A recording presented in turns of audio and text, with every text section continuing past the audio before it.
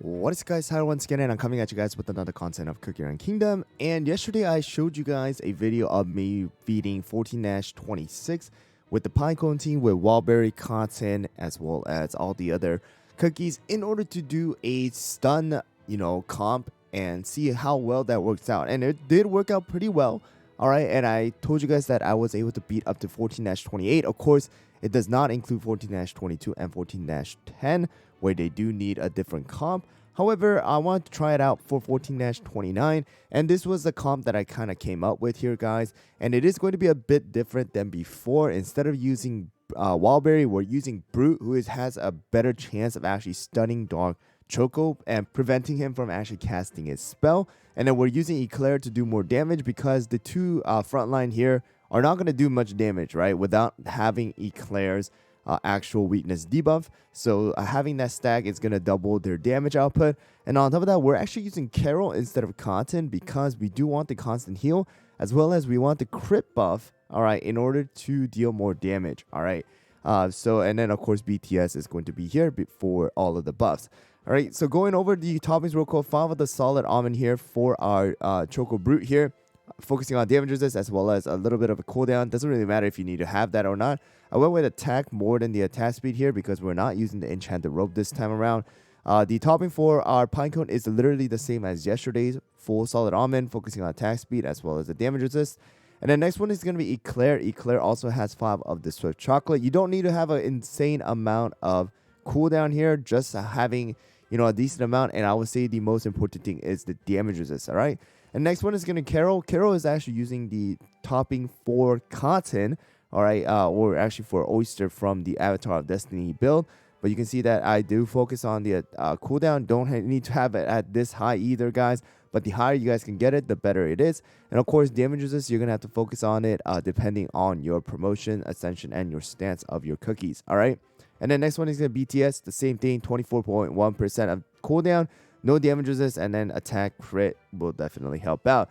And then we are using the Scythe in order to do more damage, having that crit rate up along with Carol. So here we go, guys. I'm going to put it on full auto, and you guys can enjoy just Dark Choco being stunned forever pretty much. Here we go. So one thing that you guys do need to keep in mind once again is that the result that you guys are going to see in this video is not going to be exactly, or it's not going to, reflect the actual result that you guys might see on your account. Once again, that is because of the fact that my cookies are ascended and my lab, and my bonds, the statue and the landmarks and all of those things are probably going to be higher than yours because of the fact that my account is a whale account, or I do spend money on the account.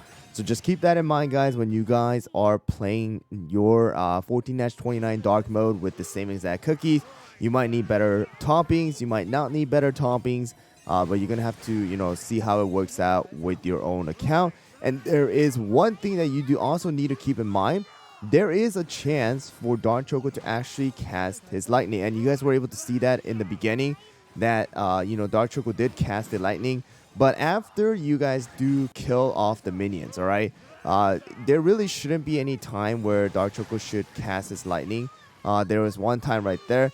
It really depends on whether Brute can actually stun Dark Choco naturally or not, all right? There's a 50% chance, but you can see that Carol's burst heal in this case is actually really, really good.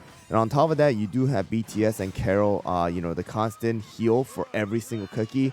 So, in general, it's an actually really, really good comp here, guys. I think Carol is a really good healer on something like this where you guys do need burst heal compared to someone like Cream Unicorn, who does have a cast delay and also needs to, base the heal off of the HP missing. So if you guys have Carol and you guys did pull for Carol, Carol is going to be a good option here, guys, for 14-29. On top of that, boosting the damage output of your cookies by a ton because you do get the crit damage boost as well as the crit rate boost. And you can see right there, Eclair did a ton of damage here. So that is going to be 14-29 here on dark mode. And I'll show you guys the exact same thing on, story mode. And it will be definitely easier in story mode here, guys. And honestly speaking, on story mode, you guys probably don't even need to have someone like Eclair. You guys might be able to just use Wildberry here because of the fact that, Dark Choco is not going to be as strong as he would be in dark mode. All right, so here we go. I'm just gonna do it this way. You guys can try it out. Of course, once again, it might not be exactly the same as how you guys see it on my screen because of the fact that you know, my cookies are ascended and have pretty good stats. All right, but you can see right there, Pinecone just kind of just melts the enemies, especially in story mode. And Brute and Wildberry just doing those like insane AoE damage as well. So I think in story mode, it is safe to say that you probably, if you guys have around this level 70 cookies and skills and stuff like that, and decent amount of toppings as well as landmarks and stuff, you know, upgraded, once you guys do reach this stage, you probably don't need Eclair. But if you guys are lacking damage on Dark Choco here, just like how I am right now, you know, it's not too much. But once I do get the stacks up, I should be able to kind of go through this. But it probably will be very close as well. So if you guys are having a little bit of a struggle here, you guys can switch out either Wildberry or Brute for Eclair. Just like how I did for Dark Mode. And then you guys should have a pretty easy run through afterwards. Alright, but of course make sure to keep in mind that Eclair does need a decent amount of damage resist, because the damage reflection will do a big amount of damage. Alright, and then Carol doesn't need any real, you know, damage resist here because of the fact that she's not attacking Dark Choco.